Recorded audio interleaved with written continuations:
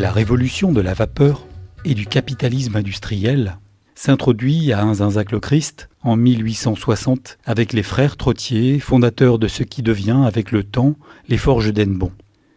De ce côté du mur, celui des propriétaires de l'outil de travail, cette révolution fait émerger une catégorie sociale nouvelle, à l'art de vivre ostentatoire directement inspiré de l'aristocratie. Avant sa destruction en 2006, le château du Beuz et ses dépendances reflétaient pleinement les aspirations bourgeoises de la famille Trottier. Vite enrichi, tiraillé entre des idéaux humanistes et la réalité des conditions de la vie ouvrière. Il est toujours étonnant de constater à l'Au-Christ la proximité physique de deux univers définitivement opposés, le personnel ouvrier d'un côté et la direction des forges de l'autre.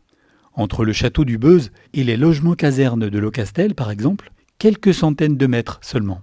Une frontière symbolique, le Blavet, un gouffre en réalité.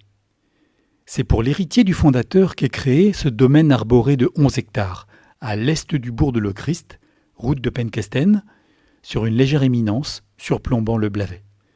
Le chantier du parc et du château de Kerbeuz est lancé en 1876, au moment précis où Jules Trottier s'engage plus avant dans l'ingénierie des forges et dans la vie municipale.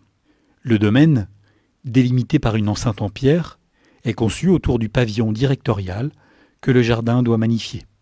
Les bâtiments dévolus à l'intendance accueillent le personnel de service, gardes, cuisinières, femmes de chambre, cochers, jardiniers.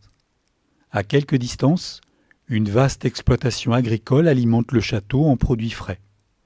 La demeure compte un rez-de-chaussée surélevé sur cave et cuisine, 2 étages et un dernier niveau sous toit mansardé.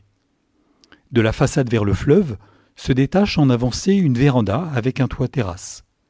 Quelques années plus tard, elle est rehaussée d'un étage et couronnée d'une tourelle polygonale.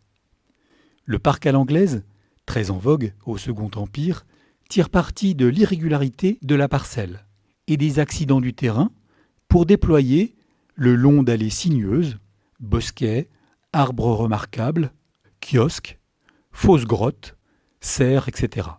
Le nom du paysagiste, ainsi que celui de l'architecte du château, reste inconnu. Bien après la mort précoce du second maître des forges en 1893, l'aura de la famille fondatrice continue longtemps de planer sur Kerbeuz, en la figure familière et respectée de Marie Hurillon, l'épouse de Jules Trottier, dès lors seule maîtresse du domaine.